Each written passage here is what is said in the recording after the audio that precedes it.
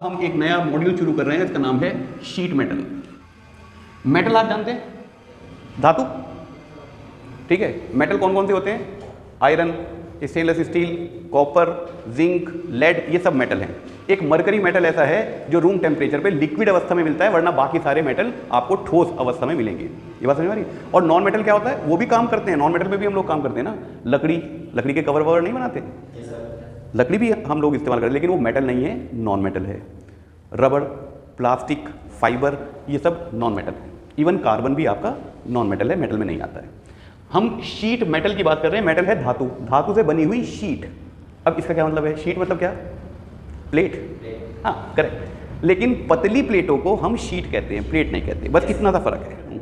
मान लीजिए ऐसी कोई आपके पास प्लेट है, और ये प्लेट बड़ी बड़ी आती है बेटा। ये जो है प्लेट 12 मीटर लंबी भी हो सकती है, 2.5 मीटर चौड़ी भी हो सकती है। चौड़ी भी बहुत होंगी, लंबी भी बहुत होंगी। लेकिन हम इस थिकनेस की बात कर रहे हैं आज, इस थिकनेस की बात कर रहे हैं। इसकी मोटाई, प्लेट की मोटाई कितनी है?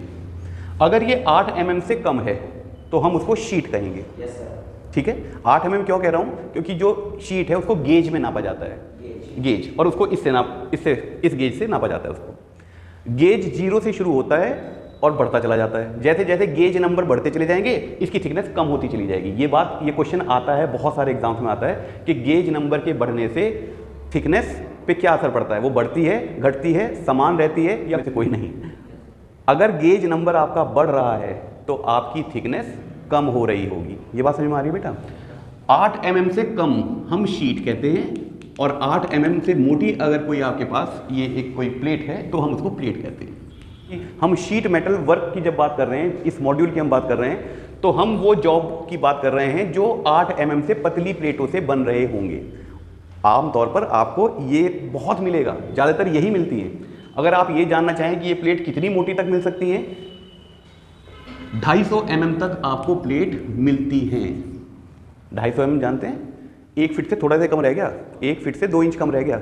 इतनी मोटी प्लेट की बात कर रहा हूँ मैं। इतनी मोटी प्लेटें भी होती हैं, ठीक है। उससे भी हम जॉब बनाते हैं, बेस बनाते हैं उनका। लेकिन आमतौर पर आप देखेंगे कि 8 mm से कम मोटी प्लेटों की जॉब हम बनाते हैं। 8 mm समझ रहे हैं आप कितना है? कोई अंदाज़ा है आपको? ये जो चौक है, इसकी जो डायमीटर होगा वो लगभग 8 mm होगा। आपका जो पेन है, जो आप पेन पकड़े बैठे हैं, ये लगभग 8 mm होगा। इतनी मोटी प्लेट की आयरन की शीटों के आमतौर पर आपने जॉब देखे होंगे ना बने हुए, इससे ज़्यादा मोटे थोड़ी देखे होंगे आपने, ठीक है। तो वो शीट मेटल में आता है। लेकिन हम फिर भी, मैं आपको बता रहा हूँ, शीट मेटल जब हम बात करते हैं तो 3 mm से पतली वाली प्लेटों की बात करते हैं। बाल्टी बनाना है, कोई कंटेनर बनाना है, कोई टैंक बनाना है। आपने, हमने तो नहीं देखा, कभी देखा है बहुत पतली पतली प्लेटों का? देखा है? कोई जॉब देखा है जो बहुत पतली प्लेट का बना हो? स्टील का ग्लास देखा है आपने घर में?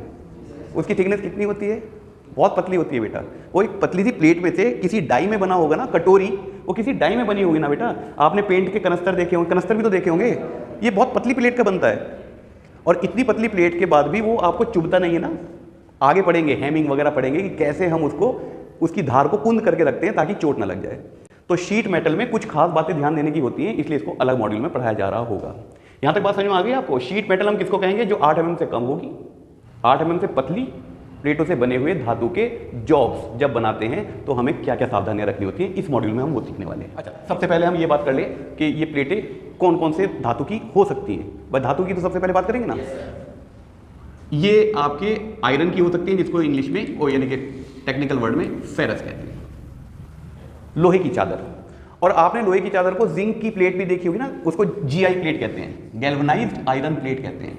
ये देखा होगा? अरे टीन देखी है, वो कोरोगेटेड टीन जो उस पर डालते हैं ऊपर, नालीदार चादरें, उसके ऊपर एक परत चढ़ी होती है जिंक की, ताकि उसको कोरोजन से बचाया जा सके, क्योंकि बहुत पतली होती है। उसको कभी गौर करना, वो बहुत पतली चादर की होती है, दशमलवों में होता है उसका, 1 mm से कम की चादर होती है वो। समझ में आ रही है मेरी बात?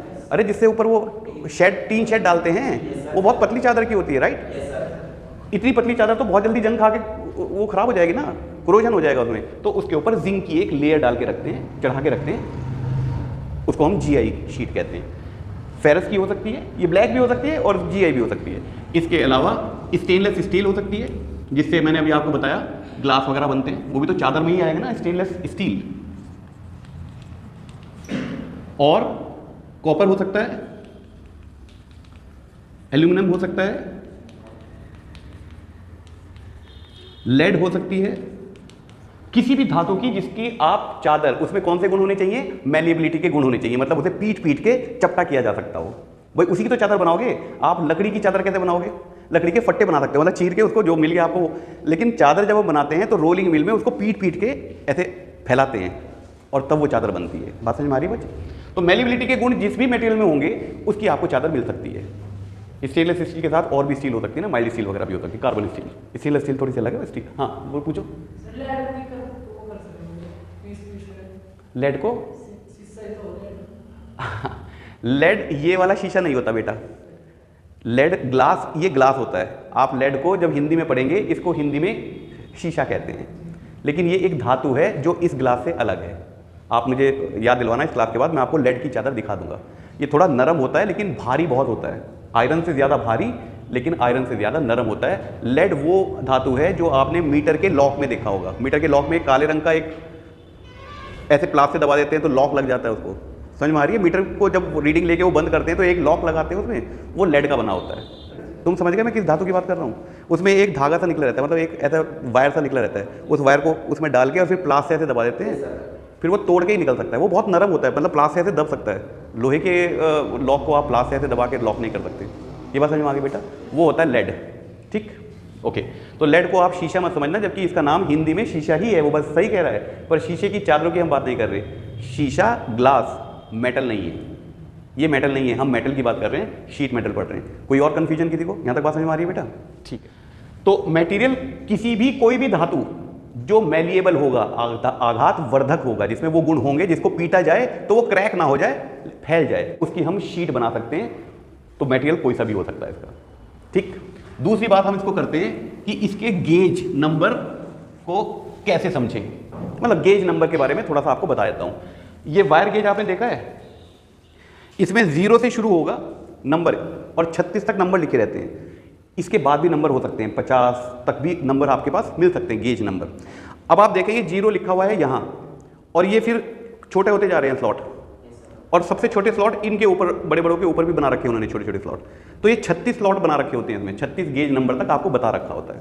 मैं एक हल्का सा आइडिया दे रहा हूँ इस गेज का mm में क्या मतलब है। 0 गेज जिसको हम कहते हैं ना, 0 गेज, यहाँ पर मैं लिख रहा हूँ गेज नंबर, और गेज की स्पेलिंग थोड़ा ध्यान से देख लेना, GAUGE, इसको कहते हैं गेज। यहाँ पर गेज नंबर लिख रहा हूँ, यहाँ पर इंच में उसका क्या मतलब है वो लिख रहा हूँ, और यहाँ पर mm में उसका क्या मतलब है वो लिख रहा हूँ, ऐसे लिख रहा हूँ। ठीक है। तो जो 0 आपका गेज नंबर है उसका मतलब होता है 0.324 इंच, 1 इंच का इतना वाला हिस्सा। ठीक है।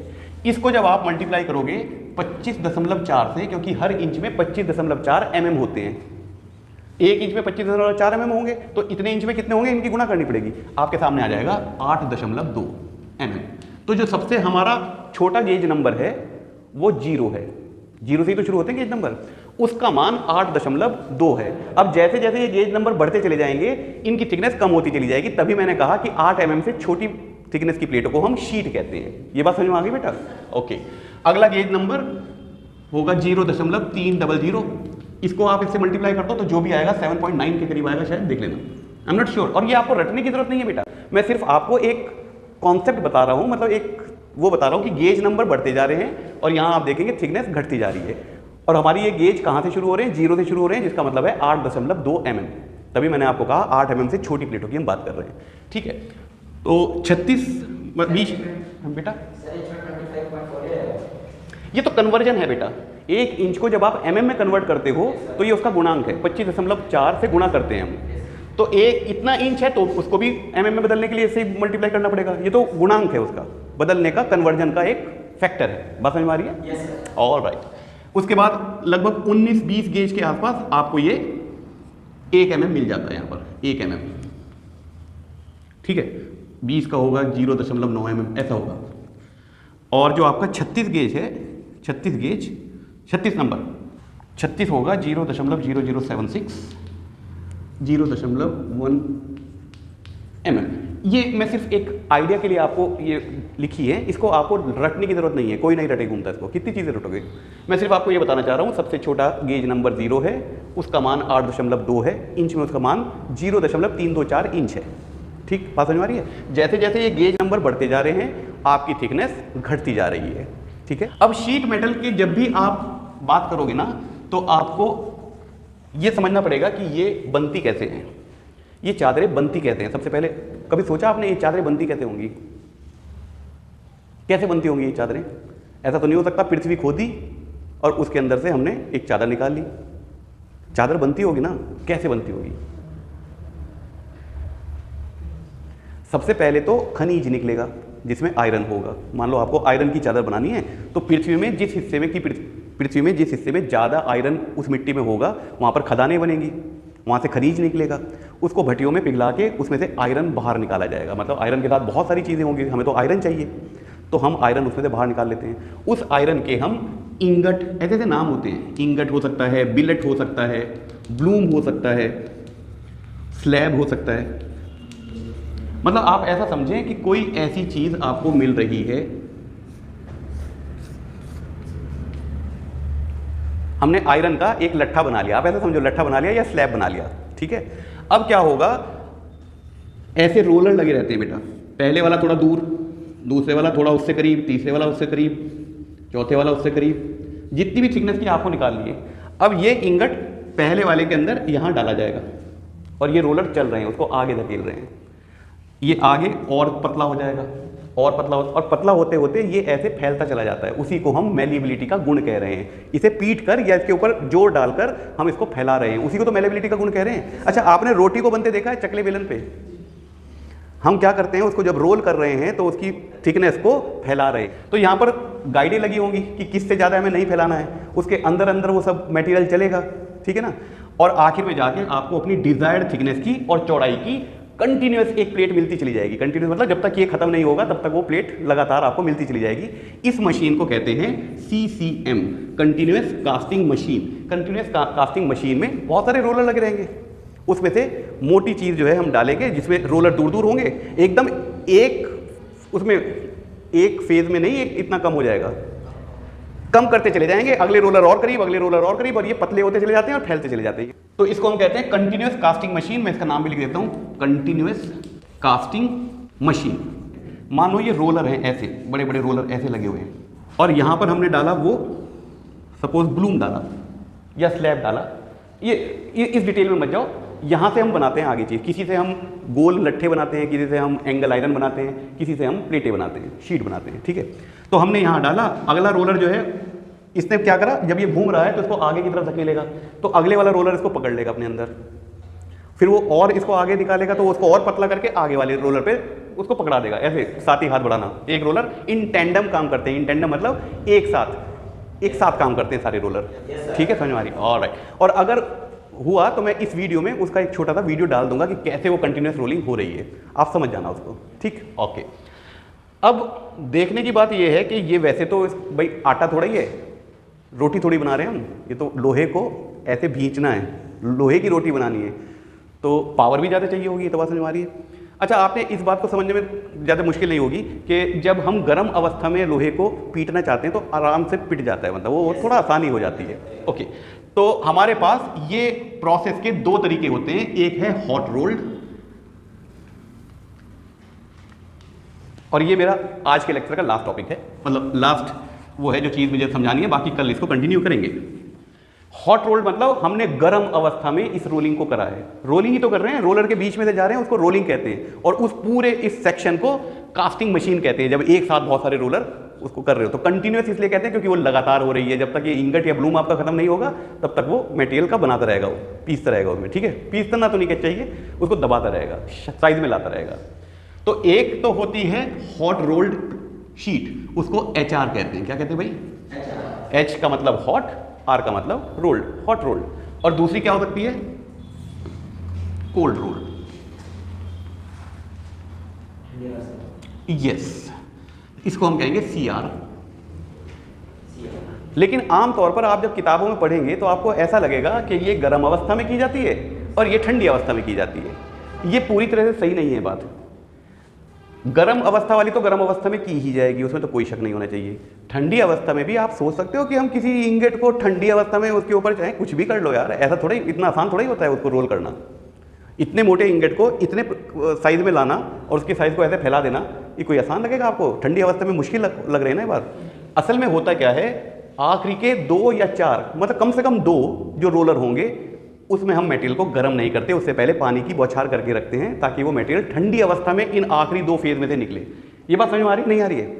मान लीजिए बहुत सारे रोलर लगे हैं, ऐसे ऐसे ऐसे ऐसे ऐसे 18 लगे हैं, आखिरी के 2 रोलर वो सिर्फ कोल्ड रोलिंग होगा, तब हम इसको सीआर कहेंगे। पहले जब वो मोटे से पतली बना रही है वो गर्म अवस्था में ही होगा। ऐसी कोई मशीन नहीं बनी जो उसको बिल्कुल पापड़ बना दे, इतने मोटे से इतना पतला कर दे। उस साइज तक तो हम गर्म अवस्था में ही लाएंगे, बस उस साइज के बहुत नज़दीक तक लाएंगे। आखिरी के जो 2 फेज होंगे, कम से कम 3 भी हो सकते हैं, 4 भी हो सकते हैं, लेकिन 2 से कम नहीं होंगे, वो ठंडी अवस्था में होंगे। बस ये बात समझ में आ रही है नहीं आ रही है? किताबों में पढ़ के आपको ऐसा लगेगा कि ये ठंडी अवस्था में रोलिंग होगी, ये गर्म अवस्था में रोलिंग होगी। फिर अगला सवाल ये आया, क्यों करो भाई ठंडी अवस्था में, जब गर्म अवस्था में हमें साइज मिल रहा है, इसको करने के क्या फ़ायदे हैं? इसमें ताकत ज़्यादा होती है, इसमें करोजन कम होता है, इसमें स्ट्रेंथ बहुत। तो जब भी ऑटोमोबाइल बनाओगे, कोई मशीनरी जो चल रही होगी, तो उसमें जब हम कोई शीट लगाते हैं तो प्रीफर करते हैं कि हम कोल्ड रोलर लगाएं, क्योंकि इसमें ताकत ज़्यादा होती है। बात समझ में आ रही है बेटा? तो इसके कुछ कंपैरेटिव वो देख लेते हैं। 920 डिग्री के आसपास, इसको हायर क्रिटिकल टेम्परेचर कहते हैं, जिसमें रिक्रिस्टलाइन हो रहा है, मतलब अंदर के जो क्रिस्टल हैं वो अपने बनावट को चेंज कर रहे हैं। पिघला नहीं है, अभी मटेरियल पिघला नहीं है, सॉलिड अवस्था में ही हमने उसको थोड़ा सा मुलायम कर दिया ताकि अंदर के क्रिस्टल अपने आप को शुद्ध कर सके। 920 डिग्री सेंटीग्रेड पे रोलिंग होती है इसमें भी और इसमें भी, सिर्फ last except for last 2 phase, except for at least last 2।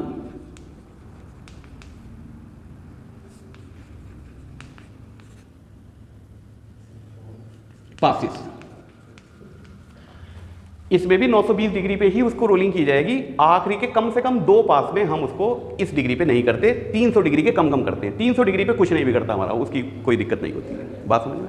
देखने में ये हॉट रोल्ड शीट जो है आपको वो ब्लैक लगेगी, ब्लैक या ग्रे कह लो, ब्लैकिश ग्रे कह लो उसको।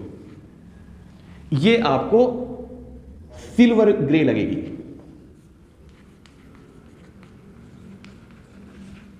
अगर कोल्ड रोल्ड है तो वो सिल्वर जैसा रंग होगा उसका। आप चादरें देखना, बहुत सारी चादरें रखी हुई है ना फैक्ट्री में, कुछ चादरें काले रंग की होंगी, कुछ चादरें थोड़े सिल्वर से कलर की होती तो ग्रे ही हैं, ये कोल्ड रोल्ड होती हैं, आमतौर पर शीट होती है। ठीक है, और इनका क्या डिफरेंस है?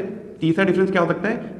इनकी सरफेस रफ होती है, मतलब इसके ऊपर स्केल वगैरह होते हैं। स्केल मतलब ऑक्साइड की एक परत, जिसको ऐसा आपको लगेगा कि ऊपर से कुछ मिल स्केल आ गए हैं, थोड़ी खुरदुरी होती है इनकी सतह ऊपर से।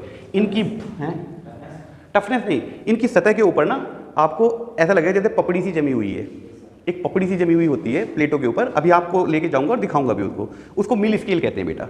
तो इसकी सरफेस सतह रफ होती है, उसमें मिल स्केल होते हैं, इसकी सतह बहुत स्मूथ होती है। ये वीक होता है स्ट्रेंथ में, वीक मतलब इसके मुकाबले। ऐसा नहीं मैं कह रहा कि आप उसको हाथ से तोड़ दोगे ऐसा नहीं कह रहा हूं, लेकिन अगर इन दोनों का कंपैरिजन कर रहा हूं तो ये वीक होगा और ये आपका स्ट्रांग होगा। इसीलिए इनका उपयोग जो है ऑटोमोबाइल, मशीनरी, टूलिंग, इस तरीके के कामों में हम इनका प्रयोग करते हैं। ये सस्ती होती हैं, लेस एक्सपेंसिव, ये मोर एक्सपेंसिव। इसका तो मतलब समझ में आ गया भाई। इसको बनाना मुश्किल भी तो हो रहा है ना, इसको बनाना मुश्किल हो रहा है। आपके रोलर ज़्यादा घिसेंगे क्योंकि वो गर्म अवस्था में नहीं कर रहा, ठंडी अवस्था में कर रहा है, तो इसको महंगा भी तो करना पड़ेगा ना। ये इससे कम से कम 1 रुपये पर केजी ज़्यादा महंगी होगी ये वाली शीट, कम से कम बता रहा हूँ 1 से 1.5 रुपये महंगी होती है ये शीट पर किलोग्राम। डायमेंशन इसमें लेस एक्यूरेट या लेस प्रिसाइज होती है, इसका मतलब बता रहा हूँ क्या है, और इसमें मोर प्रिसाइज होती है। आपको जो थिकनेस मिली ना, इसमें वो जैसे 7.9 mm आपको चाहिए, तो इसमें वो 7.9 के बहुत करीब मिलेगी आपको थिकनेस।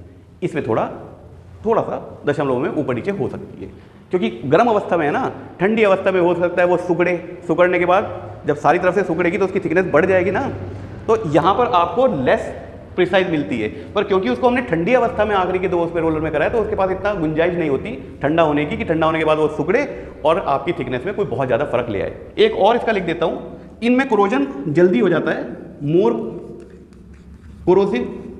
कोरोजन, मतलब इसमें जंग वंग जल्दी लग जाता है, इसमें जंग थोड़ा देर से लगता है। ये बात समझ में आ गई? Less corrosion. ये नहीं कहना चाह रहा हूँ कि ये कमज़ोर होती हैं, मजबूत नहीं होती, ये भी बहुत मजबूत होती हैं, लेकिन उतनी थिकनेस में अगर आपको ज़्यादा स्ट्रेंथ चाहिए तो आपको कोल्ड रोल्ड शीट लेनी पड़ती है, जबकि वो एक्सपेंसिव भी है, पर पैसों की कोई दिक्कत नहीं, टूटना नहीं चाहिए सामान। आपका कोई सवाल हो यहाँ तक तो आप पूछें, बाकी इस चर्चा को कल फिर बढ़ाएंगे।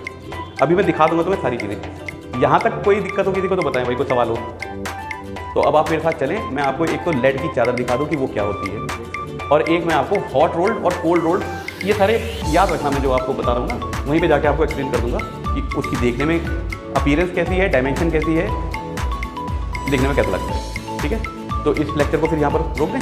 Thank you very much for listening, good bye.